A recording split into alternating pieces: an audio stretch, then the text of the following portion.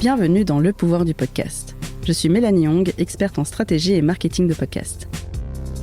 Ma mission, c'est de vous aider à développer la visibilité, les audiences et la rentabilité de votre podcast. Alors, si vous êtes ici, c'est que vous avez un podcast et que vous êtes prêt à le faire passer à la vitesse supérieure. C'est parti pour l'épisode du jour.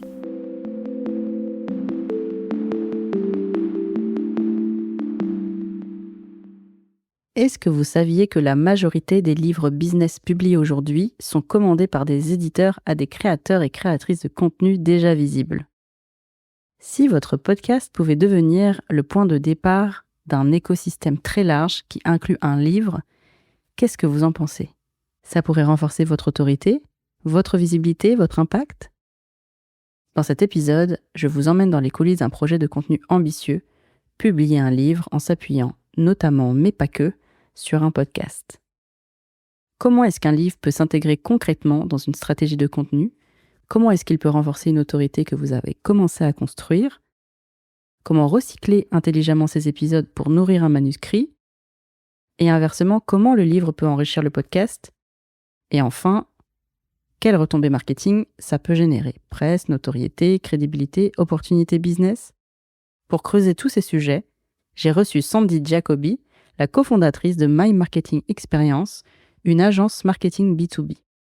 Avec sa sœur Laurie Jacoby, Sandy est une des références dans le marketing B2B et j'ai le plaisir de la connaître puisqu'elle fait partie des premières entrepreneurs à m'avoir fait confiance pour mettre en place un assistant IA sur mesure pour leur podcast My Marketing Podcast.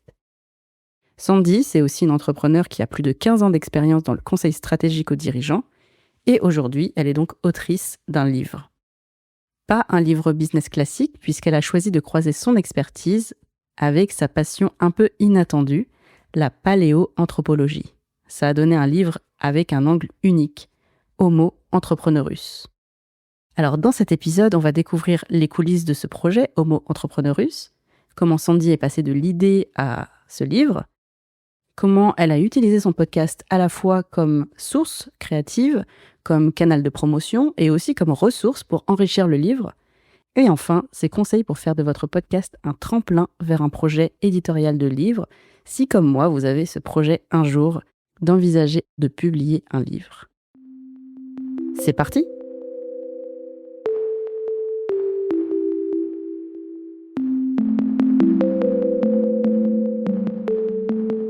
Sandy, bienvenue, merci beaucoup d'être venue sur Le Pouvoir du Podcast. Écoute, merci Mélanie, ravie d'être avec toi. Donc, je disais que tu venais de sortir ce livre Homo Entrepreneurus, c'est tout récent, à l'heure où on se parle. Ma première question est assez simple, pourquoi avoir décidé déjà d'écrire un livre ? Alors pourquoi j'ai décidé d'écrire un livre ? Alors ça fait 15 ans que je suis entrepreneur, que j'ai monté mon agence, que je conseille des dirigeants, des entrepreneurs et ça fait encore plus longtemps que je suis passionnée de paléoanthropologie, qui est un mot ultra barbare, pour parler de l'étude de l'évolution des espèces humaines. Je le mets au pluriel parce que c'est pas uniquement de notre espèce Homo sapiens, mais c'est des espèces humaines. Parce que peu de gens le savent, mais il y a encore 50 000 ans, il y en avait 4 différentes sur Terre et c'est la nôtre, Homo sapiens, qui a survécu aujourd'hui. Mais on est quand même les derniers arrivés. Je ferme la parenthèse là-dessus, mais bon, voilà, c'était ma passion cachée d'ailleurs. Et en fait, à force de lire beaucoup plus de livres sur le sujet d'ailleurs que de livres business, parce que j'en lisais un peu, mais c'était pas ma folle passion. Moi, je préférais vraiment les livres qui parlaient de Sapiens, Néandertal, tout ça. J'ai commencé à voir des liens, vraiment des liens sur les stratégies qui ont permis à Sapiens de survivre et les stratégies d'entreprise pour faire développer et durer son entreprise. Et il y a un peu plus d'1 an, 1 an et demi à peu près, je me suis dit: je pourrais en faire un livre». Donc la motivation, la première, c'était de partager et après pourquoi le livre ? Parce qu'en fait, c'est un format long, comme le podcast d'ailleurs et il y a des idées, quand on a besoin de les développer, les posts LinkedIn ou les réseaux sociaux, c'est pas des formats qui s'y prêtent. On a besoin de pouvoir développer plus en profondeur et c'est pour ça que j'ai souhaité faire un livre. J'avais déjà le podcast et puis un livre, on en reparlera, c'est aussi un moyen on va dire, c'est dans une stratégie d'autorité et de marque personnelle. C'est complémentaire au podcast, en tout cas. Dans le livre, tu donnes des conseils business avec cet angle, ce regard, sur l'homo sapiens et du coup, tu as fait ce néologisme d'homo entrepreneurus. Aujourd'hui, tu as, donc, ton activité de cofondatrice de My Marketing Experience.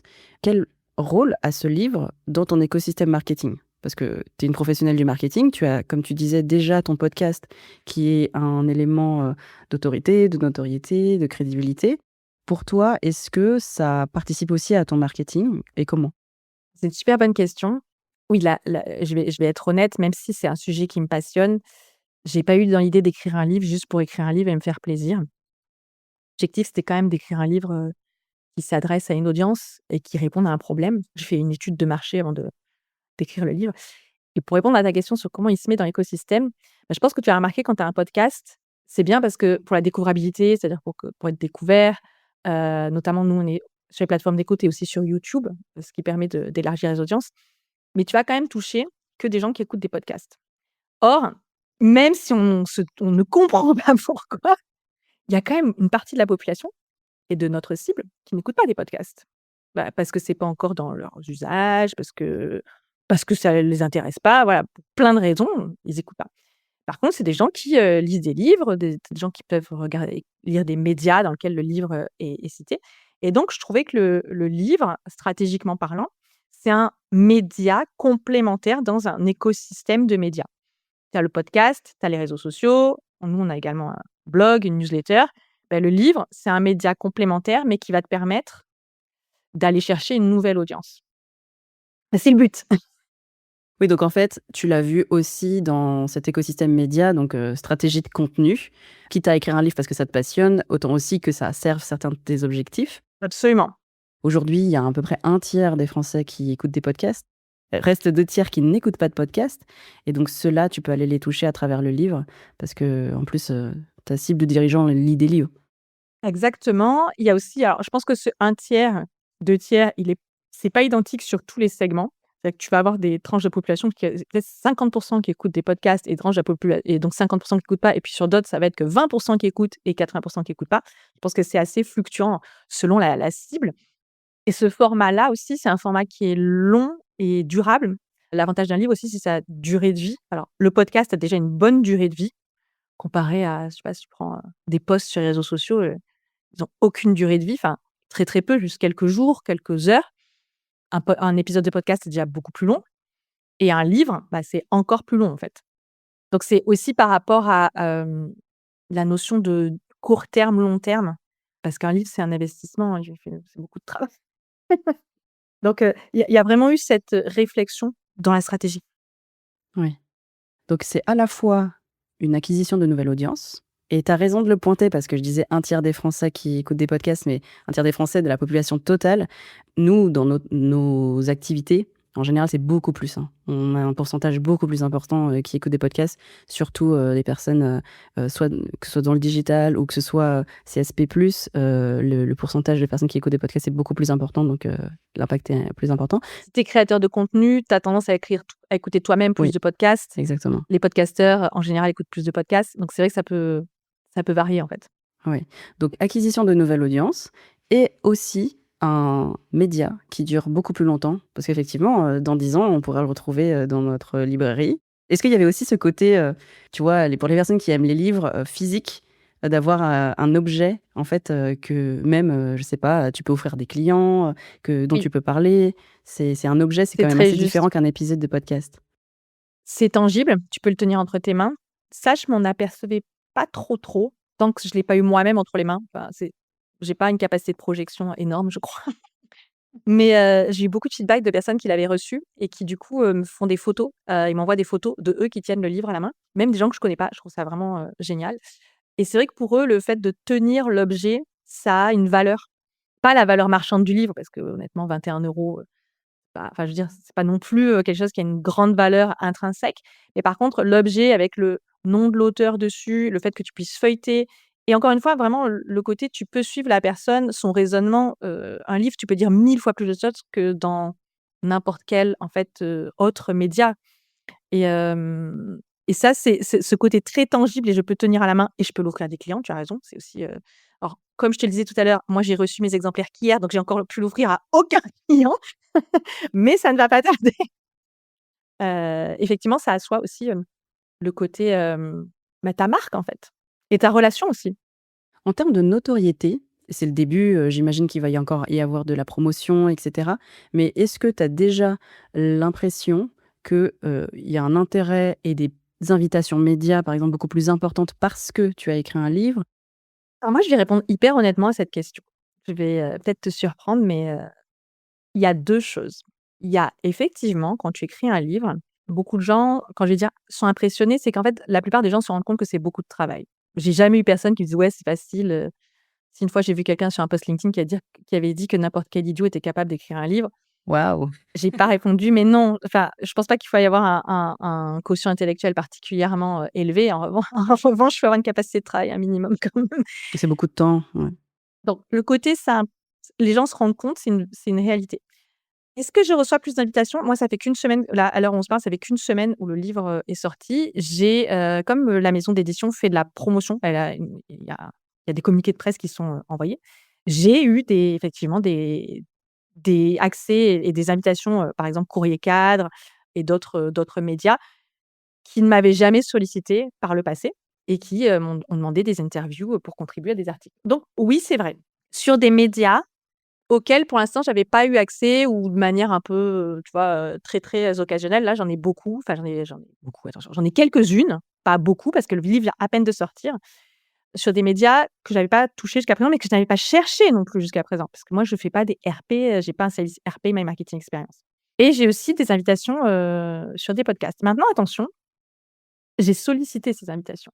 C'est-à-dire qu'il y a des gens qui t'invitent volontiers, mais là où il faut pas tomber, dans, on va dire, se faire, être leurré, c'est qu'en réalité, tu sors un livre, c'est sympa, mais beaucoup de gens vont penser que comme c'est sympa, ils con tu vas être invité, donc c'est pas forcément nécessaire de t'inviter. Donc moi, je vais être honnête, je suis allée solliciter et je continue de solliciter des invitations sur des podcasts pour pouvoir en parler. Mais il y a eu des invitations spontanées et il y a aussi des invitations où j'ai dit: «Est-ce que ça te dit de faire un sujet, là-dessus?» Alors je propose des angles évidemment, mais il y a les 2. Il y a les nouveaux médias que je touchais pas qui viennent me chercher et il y a les médias podcasts où et il y a du spontané et il y a aussi du, «Est-ce que ça te dit?» J'ai même fait un post LinkedIn avec un appel à podcast pour dire, d'habitude, c'est moi qui invite, bah, là, qui c'est qui veut bien m'inviter? J'apporte le contenu, il y a pas de souci, j'assure le j'assure le spectacle. Mais, et je pense que c'est OK, en fait, tu vois? Je crois qu'il faut continuer de demander quand tu fais la promotion d'un livre, ça fait partie du job. Oui. Mais, je trouve ta réponse très intéressante parce que à la fois, il y a effectivement des nouveaux médias parce que ça fait partie de la campagne, RP, donc de relations presse de la maison d'édition, voilà, qui sort le livre et donc c'est quand même des occasions que tu n'avais pas forcément avant, des opportunités. Il y a aussi cette réserve dans le sens où, voilà, tout le monde, va pas, les autres médias, donc tu parlais des podcasts indépendants, vont pas, se jeter sur toi, et te proposer spontanément. Mais par contre, à ce que je comprends quand même, c'est que, quand tu le proposes, tu as certaines, réponses positives et le fait que tu sortes un livre est une occasion de t'inviter.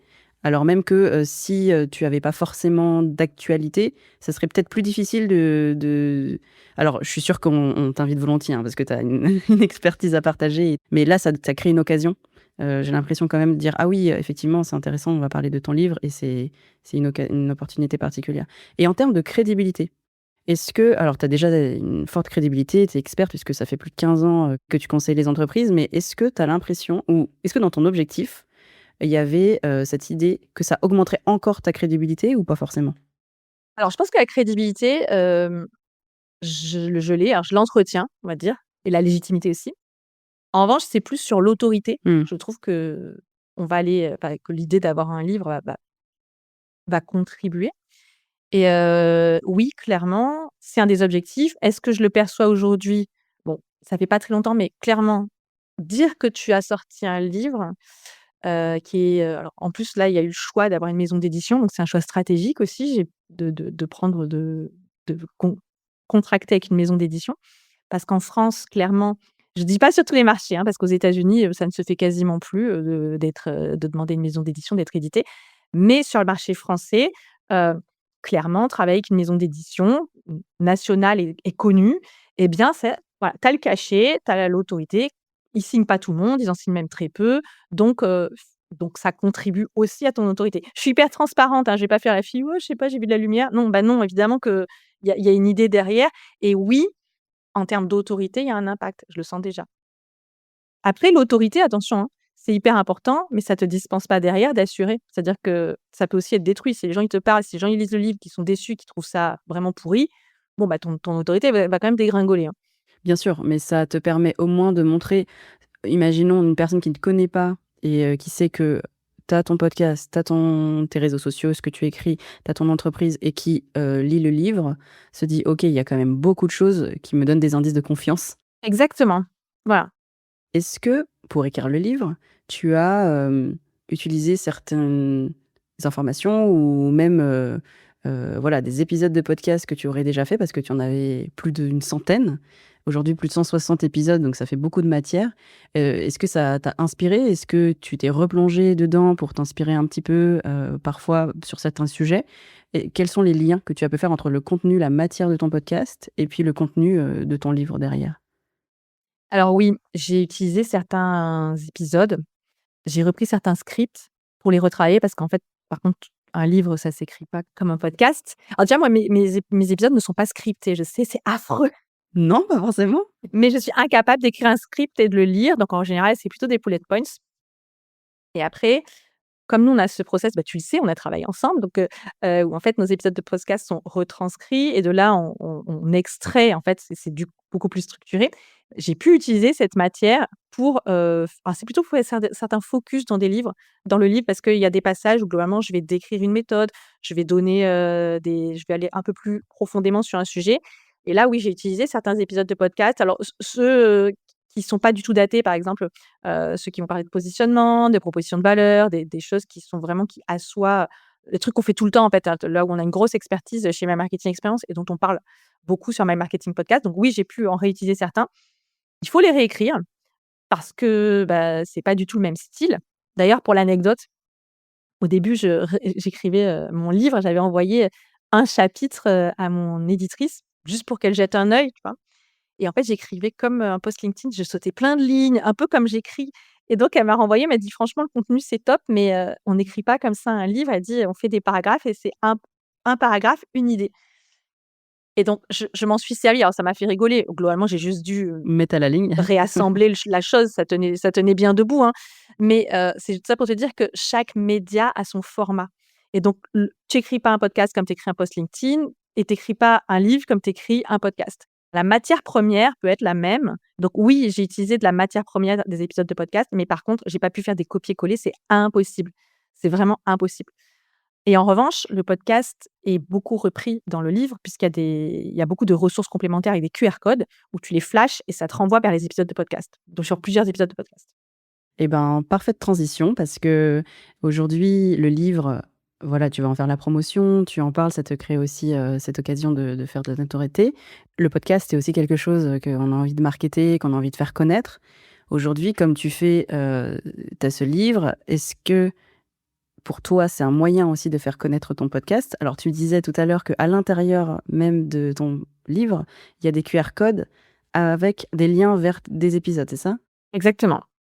Est-ce qu'il y a d'autres liens? Parce que tout à l'heure alors moi j'en vois déjà 2 façons de promouvoir, et de faire des liens.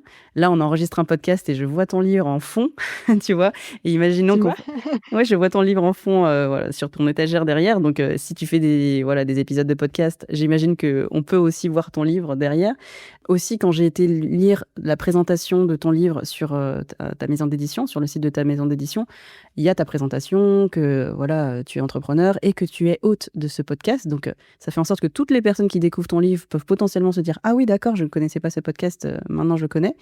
Quels sont les moyens et les liens que tu vois en termes de marketing entre ton podcast et ton livre? Donc comment faire connaître ton podcast grâce à ton livre et inversement?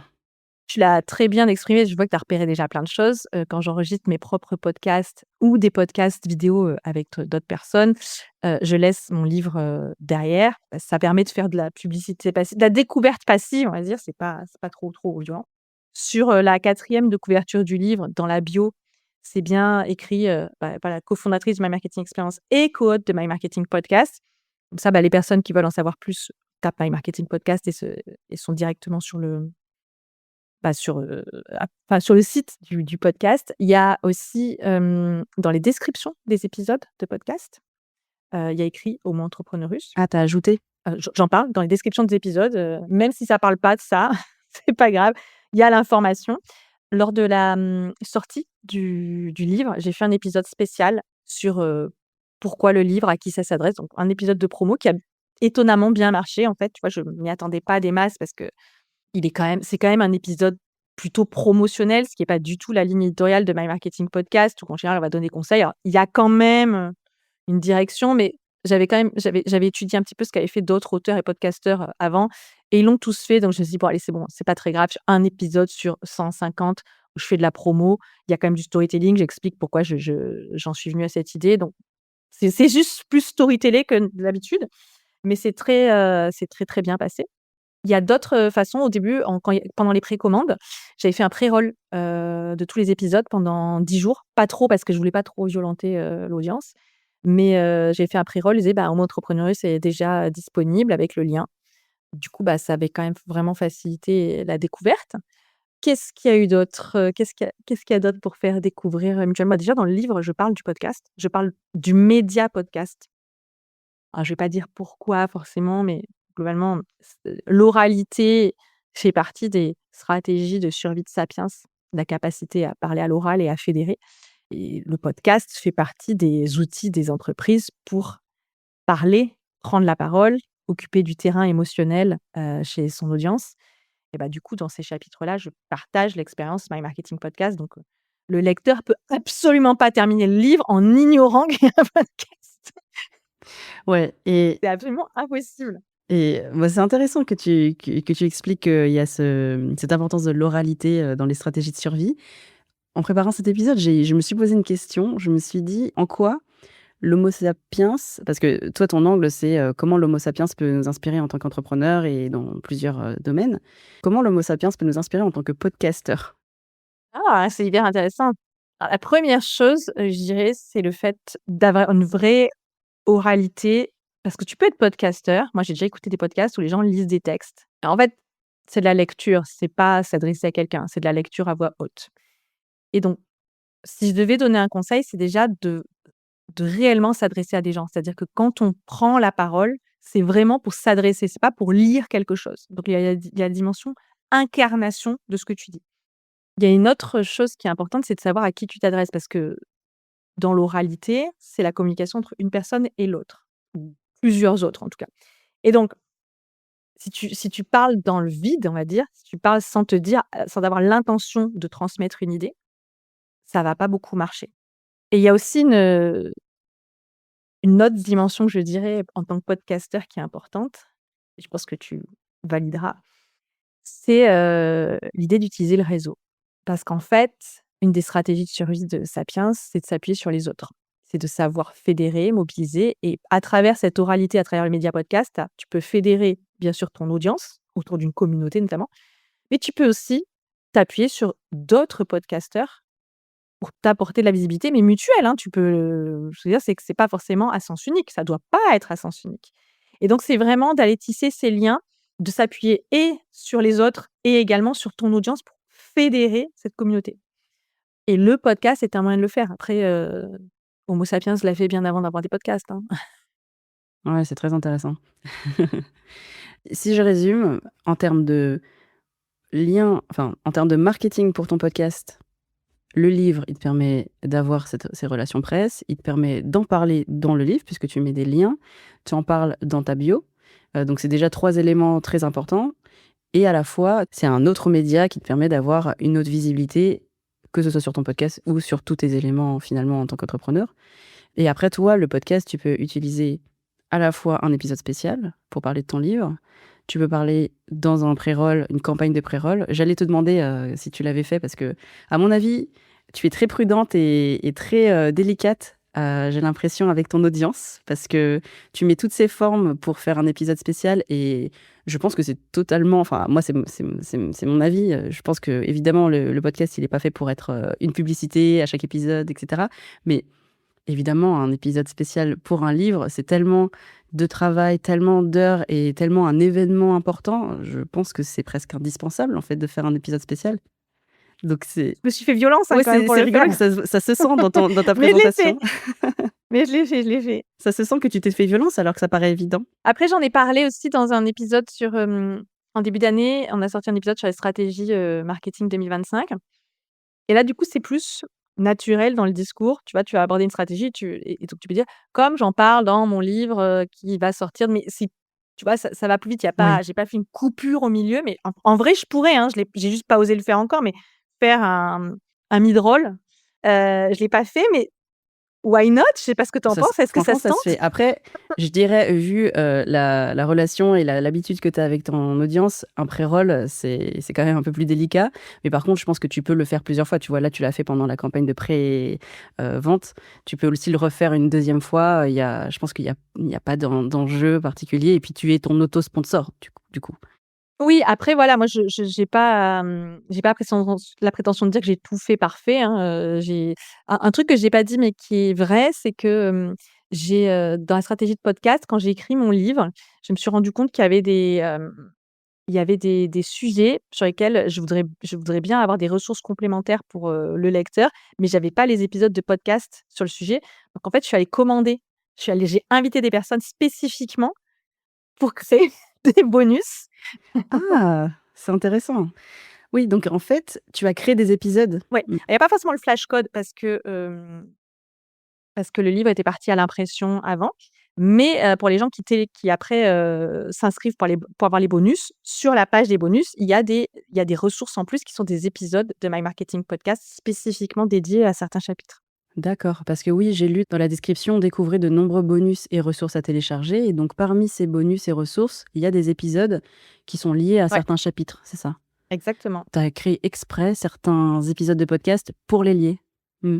Soit je les avais déjà, soit ceux que j'ai et dans ce cas, tu as le QR code dans le livre, soit je les avais pas encore au moment de l'impression et donc j'en ai commandé, certains qui vont venir s'ajouter, sur la page des bonus. Alors ils sont pas cités dans le livre, mais c'est pas grave parce que les gens les auront quand même dans les bonus. Oui, hyper intéressant, très smart.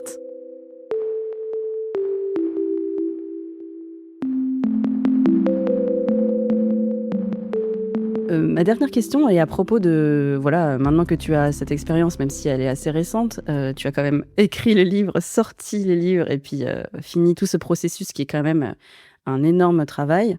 Pour d'autres personnes qui sont podcasteurs et qui, aimeraient aussi, sortir un livre pour plein de raisons, celles que tu as citées, qu'est-ce que tu leur conseillerais? Parce que j'ai vu plusieurs, façons de faire. Il y a des personnes qui ont un podcast et qui font quasi la transformation du podcast en livre avec, voilà, les mêmes, même la même marque, les mêmes couleurs, presque les mêmes titres. Et il y en a d'autres qui, comme toi, font des livres qui sont vraiment ils ont leur, propre, angle, propre, sujet, même s'il y a des liens qui sont créés comme on en a parlé. Voilà, comment tu vois, cette stratégie? Et ensuite, est-ce que tu as des conseils pour des podcasteurs qui voudraient se lancer dans l'écriture d'un livre? Alors je vais y répondre, dans l'ordre. Je pense que c'est dans le bon sens de d'abord sortir un podcast et puis vouloir écrire un livre. Je vais t'expliquer pourquoi. Parce qu'en fait, quand tu as un podcast, tu te crées déjà une audience et tu te crées déjà alors pas forcément une communauté, mais une audience de personnes qui potentiellement seront les premières à acheter le livre. Bah, parce qu'elles te connaissent et que du coup, elles vont avoir envie d'acheter le livre. Ce qui est pas forcément simple si d'abord tu sors un livre, parce qu'en fait, si tu sors le livre, tu as pas le contact direct avec les personnes, tu vois? Tu sais pas qui achète ton livre. Alors tu sais pas qui écoute, mais il y a une sorte de régularité. Tu sors des épisodes toutes les semaines, toutes les 2 semaines ou 2 fois par semaine, peu importe. Donc tu vas avoir une audience qui se crée, qui a une relation avec toi dans le temps. Dans un livre, tu as pas cette relation avec le lecteur dans le temps. Il lit ton livre, il va pas le lire tous les jours, d'accord? Donc déjà, moi ce que je conseillerais, c'est si vous avez l'ambition, d'avoir un podcast et un livre, faites-le dans cet ordre-là. Je pense que c'est plus simple. Et une autre raison, c'est que si tu veux être, si tu as pour ambition d'être édité, d'être avec une maison d'édition, et ben, le fait d'avoir un podcast et d'apporter un dispositif médiatique, ça les rassure, ils sont pas bêtes. Ils se disent: «J'ai une autre L'auteur peut assurer également la promotion Et honnêtement, je pense que la promotion des auteurs est plus efficace. Parce que dis-toi qu'une maison d'édition, elle doit promouvoir des dizaines de livres. Donc, bah, toi, tu es un livre parmi plein d'autres, hein, ils font ce qu'ils peuvent, mais n'empêche que voilà, tu es un parmi les autres.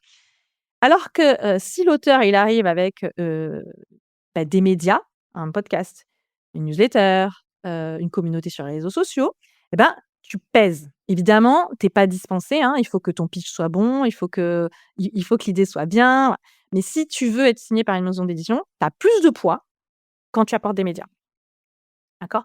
Donc c'est aussi pour ça que je pense que c'est plus facile. Alors je dis pas que moi mon sujet était pas bien, dès le départ, mais je suis quand même pas naïve. Je pense aussi que, arriver avec, un podcast qui a déjà plus de 100 épisodes, une communauté sur LinkedIn, être présente sur YouTube et avoir 12 000 abonnés sur YouTube, c'est pas complètement anodin. Voilà, ils ont trouvé l'idée super, mais ils se seraient peut-être posé la question un peu plus longtemps si j'avais pas apporté aussi, des médias. Je peux me permettre de rebondir sur ce point-là et je pense que c'est, évident qu'il y a à la fois la qualité de ton contenu, enfin la qualité de ton sujet et de ton projet. Il y a des centaines, j'imagine, d'auteurs qui veulent, publier, chaque année, enfin des centaines, des milliers et à choisir, ils regardent ceux qui ont des communautés, des médias et j'en avais parlé dans un précédent épisode avec, Victoria Guillaumont. Je ne sais pas si tu connais, elle a le podcast Nouvel Œil et en fait, il lui avait confirmé que c'est parce qu'elle avait ce podcast avant que, ils ont accepté de l'éditer ensuite, parce qu'elle avait aussi la communauté qui allait avec, en fait. Et elle a créé, enfin, elle a rédigé un livre après, parce que ça a été validé par la maison d'édition. Donc, je sais pas s'il y a un jugement de valeur à faire là-dessus, parce qu'au final, c'est du travail et c'est normal de valoriser aussi le travail de création de communauté avant. Donc, voilà, tout ça pour dire je plus sois, ce point. C'est comme ça que ça fonctionne. En fait, je sais pas s'il y a un jugement à avoir, c'est juste que c'est comme ça. Ce qu'il faut savoir, c'est que je sais plus, je crois que c'est 80 ou 90 des livres qui sont signés aujourd'hui, enfin qui sortent des maisons d'édition. Je parle des livres business, les autres, je ne sais pas, mais c'est des commandes des maisons d'édition. C'est les maisons d'édition qui viennent trouver des, créateurs de contenu pour leur demander, d'écrire. Moi, c'est pas du tout le cas. Moi, je suis allée pitcher, parce que l'idée du livre, globalement, personne savait qu'elle existait, que je l'avais, donc personne serait venu me la demander. Ce que je disais, c'est que l'idée a plu, clairement, mais j'arrivais aussi avec un bagage qui était rassurant pour une maison d'édition. Donc ça, c'était la première chose que je voulais dire parce que je pense que c'est important de le dire, tout simplement. Il faut pas être naïf sur certaines choses. Et après, la stratégie du livre par rapport au podcast, bah, clairement, tu l'as très bien dit, tu as des gens qui font tout avec le même branding et je pense notamment, à un cas qui est très intéressant pour moi qui est celui de Clotilde Dussoulier, qui a donc le podcast Change ma vie, qui a sa méthode Change ma vie. Donc pour les gens qui vivraient sur notre planète et qui ne connaissent pas Clotilde Qui ne connaît Dussoulier pas Clotilde? ou qui ne seraient pas en France, c'est le podcast numéro 1 développement personnel. Elle propose du coaching autour de Change ma vie. C'est, elle a un marketing qui est très, très efficace. Donc elle a sa société son entreprise qui s'appelle Change ma vie, son podcast qui s'appelle Change ma vie et son livre, c'est la méthode Change ma vie. Donc en fait, le livre ici, c'est vraiment un élément, de branding supplémentaire. D'ailleurs, tu le vois, elle met son il y a son Il y a son logo? comment dire? Il Oui. y a sa photo sur la couverture du livre, d'accord? Parce que, bah, elle a quand même une grande notoriété, et donc c'est ultra cohérent, ultra cohérent. Et donc pour moi, son livre, alors, ce serait peut-être, intéressant de lui demander, pour moi, son livre s'inscrit vraiment dans une stratégie marketing globale et fait partie de ses offres, d'accord? Pour te faire basculer sur une autre offre payante le livre est payant, ceci dit aussi. Et puis tu peux avoir une autre stratégie. Tu peux te dire: «Moi, j'ai pas forcément envie», par exemple, moi, je vends pas une méthode, je vends pas de formation, je vends pas de coaching. Et donc la stratégie, au travers de Homo Entrepreneurius, c'était de dire: «J'ai beaucoup d'expertise, j'ai beaucoup d'expérience aussi, j'ai envie de la tr et j'ai une passion». Et c'était à la fois de pouvoir partager toutes les idées, mais au travers d'une passion. Donc il y a ici une question de personal branding. Je voulais pas sortir un livre business, une énième bible parce que ça m'intéressait pas du tout de le faire. Il y a des gens qui le font super bien et c'était de le proposer du coup sous un autre angle. Et ça veut pas dire qu'il y a pas de stratégie. Là, la stratégie, c'est de partager mes idées et les idées de My Marketing Experience parce que clairement, ce livre fait partie des offres de My Marketing Experience, mais pas au travers d'une méthode, mais plutôt au travers de quelle est notre vision des choses, comment on va tr quel est comment on accompagne nos clients, mais dedans, par exemple, il y a un cas client ou alors il y en a des anonymes aussi, mais l'idée, c'est pas de faire de la promotion directe de ce qu'on fait avec nos clients, pas du tout. C'est vraiment d'apporter un contenu comme on l'a toujours fait, juste avec un angle très, très, très différent, mais très différent justement parce qu'on veut se différencier. Alors je dis au «on», c'est bien moi qui ai écrit le livre, parce que Laurie est largement félicitée pour son livre, ça nous fait mourir de rire toutes les 2. C'est vrai? L'autre jour, on est allé à une soirée de networking et elle a été plus félicitée pour son livre qu'elle n'a pas écrit que moi. Mais c'est parce qu'on se ressemble, alors forcément, mais c'est quand même, très, Bah, très Antoine rigolo. étant jumelle, oui, C'est c'est ça. c'est Mais difficile. si tu regardes d'ailleurs, je l'ai ici. Ah, on peut pas le montrer, mais la couverture du livre, par exemple, elle est orange. Et bien, en fait, le orange, c'est le Pantone du orange de notre logo. J'ai vraiment demandé à ce que, et comme sur la couverture de notre podcast, qui est une dominante orange, c'est le orange du logo de My Marketing Experience. Donc il y a quand même une cohérence, aussi visuelle, qui a été intégrée. Et donc en termes de stratégie, c'est pas une méthode, c'est plutôt vraiment la stratégie ici, c'est plutôt de l'autorité, purement. De l'expertise, expérience, autorité. Oui, parce que ce que vous auriez pu faire en vous posant la question du livre et de ce format-là qui a tous ses avantages, c'est de se dire: «Bon, on est 2, on écrit toutes les 2 un livre un peu My Marketing, le livre», bon, avec un autre, titre, hein, bien sûr, mais ça aurait été dans la stratégie un peu, Clotilde Dussoulier, comme tu dis. Mais là, l'idée, c'était de faire, déjà de partir de ta passion, puis ensuite, de l'intégrer peut-être dans votre, stratégie? Et puis nous, on vend pas une méthode, on Ouais. vend pas du coaching, on vend Mmh. pas de la formation. Donc il valait m enfin pour moi, stratégiquement, il valait mieux s'appuyer sur pourquoi on met en place ces stratégies pour nos clients. Parce qu'évidemment que toutes les stratégies qui sont décrites et qui sont vraiment inspirées des stratégies de réussite Sapiens, c'est ce qu'on aide nos clients à concrétiser. Mais je préférais partir de cet angle-là, parce qu'en plus c'est une passion et ça m'amusait beaucoup. Je pense que ça me ferait suer. Ça ne m'intéresse pas d'écrire un livre de marketing aujourd'hui. Tu vois, c'est comme un podcast. Faut pas le faire par obligation. Sinon les gens ils le sentent, quoi. Si tu fais pas un truc qui t'anime vraiment, laisse tomber, le fais pas, quoi. C'est tellement de travail, podcast ou écriture, que si tu as pas une passion derrière, si tu es pas drivé par un truc, bah, je sais pas, fais autre chose, fais un truc qui te fait kiffer. Je suis d'accord. Mais en tout cas, je trouve que si on veut retranscrire, ce conseil et ta stratégie, pour des podcasteurs qui seraient intéressés, moi, sache que ça m'a déjà inspirée parce que, tu vois, je donne des conseils pour, le podcasting, le marketing de podcast et cetera, mais de manière générale sur la création de contenu et le podcast et en fait, la première étape, parce que j'aimerais faire un livre un jour comme toi, mais la première étape, ça a été de me dire: «Attends, elle a osé», parce que c'est quand même un angle très particulier, hein, de parler de paléoanthropologie en business. Elle a osé intégrer sa passion dans son business alors que ça aurait pu être 2 sujets et tu les mixes jamais. Moi, je parle beaucoup de culture asiatique et cetera. J'ai une association par rapport à ça et donc le mois prochain, je vais faire une série spéciale comment, les 12 signes du zodiaque chinois, peuvent nous inspirer sur, notre stratégie de podcasteur Ah et en j'adore!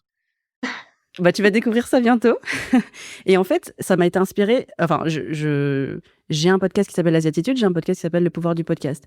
Mais jamais je m'étais dit: «Je vais mixer les 2 parce que c'est trop différent, ils vont trouver ça bizarre». Enfin, je vois même pas un monde où c'est possible et quand j'ai vu ton titre, enfin et puis ton livre, je me suis dit: «Attends, elle a mixé sa passion et le business, pourquoi je le ferais pas?» et en plus, ça te singularise puisque, bah, qui d'autre a cette passion-là? Peut-être qu'il y en a d'autres, hein, dans voilà, tu es pas la seule, mais avec ton background, et cette passion, le mix, il est quand même très singulier et je trouve que, mixer, vos singularités personnelles, ça peut être une passion, j'en sais rien, pour l'équitation, enfin, peu importe et vos objectifs business, c'est hyper puissant pour se singulariser et se démarquer dans la création de contenu.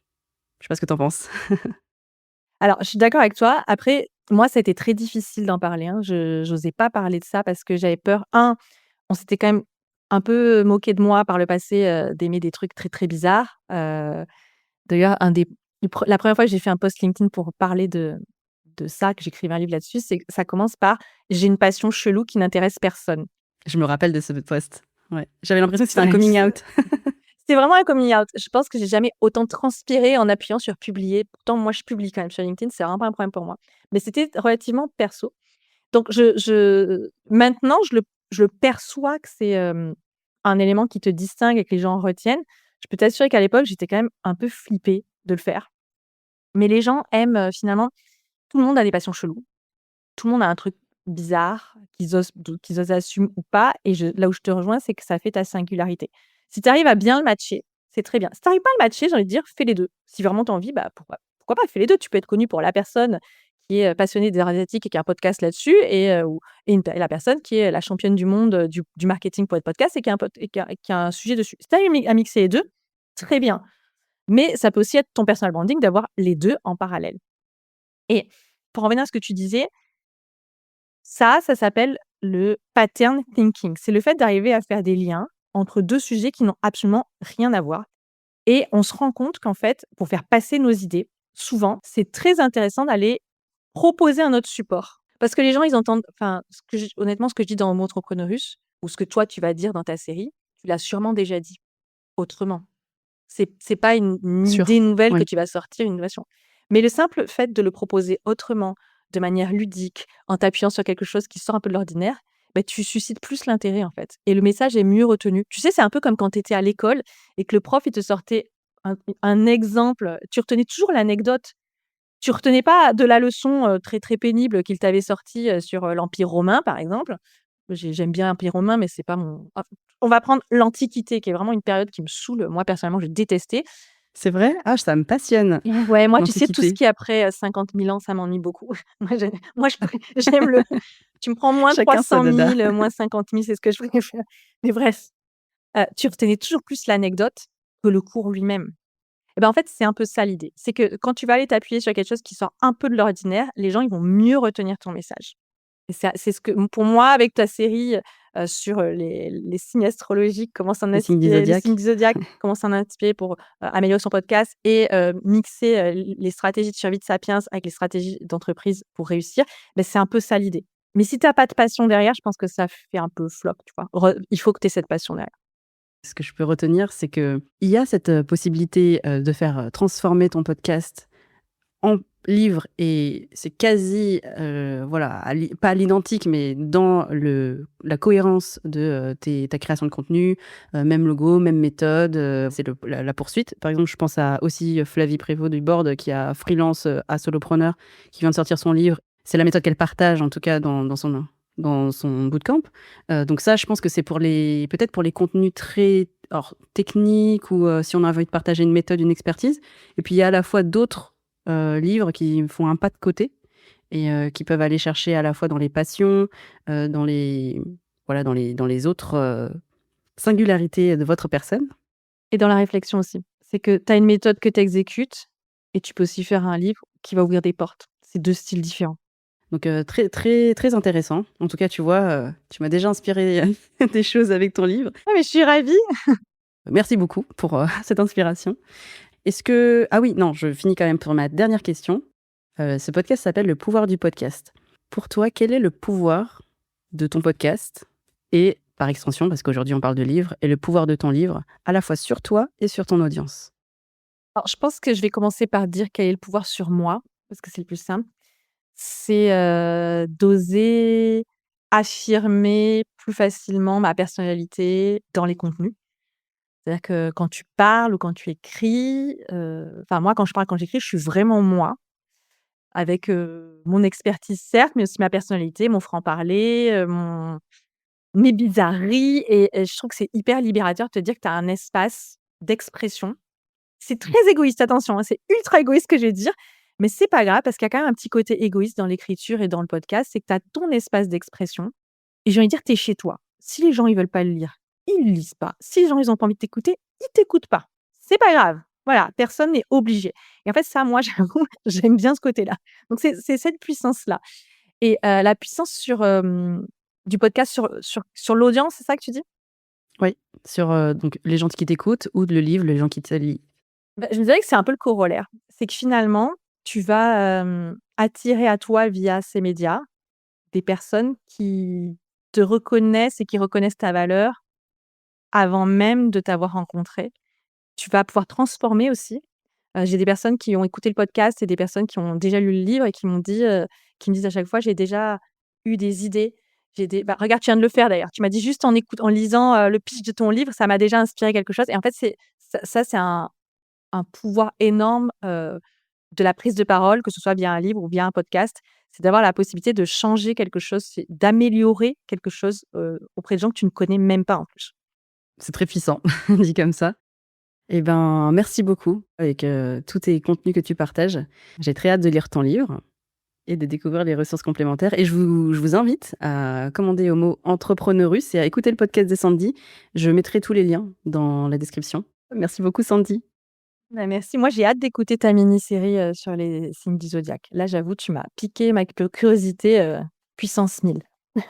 Ouais. Bah, ça bouclerait bien la boucle en plus, vu que c'est toi qui m'as inspiré l'idée. Yes. Voilà, c'est tout pour aujourd'hui. Un grand merci à Sandy Jacoby pour ce partage des coulisses avec beaucoup de sincérité, de transparence et de stratégie.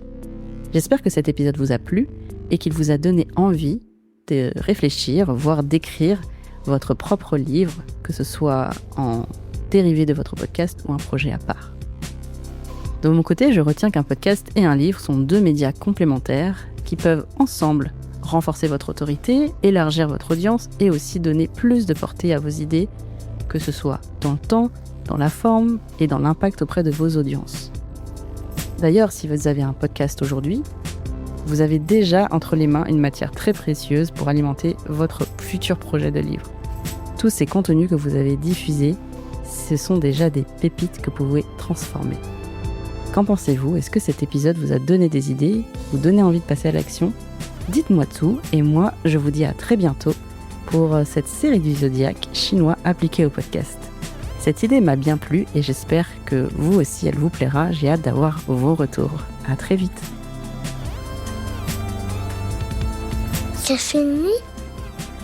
Bah oui, toutes les bonnes choses ont une fin. Pourquoi ? Parce qu'il faut pas que ce soit trop long pour qu'on puisse l'écouter facilement.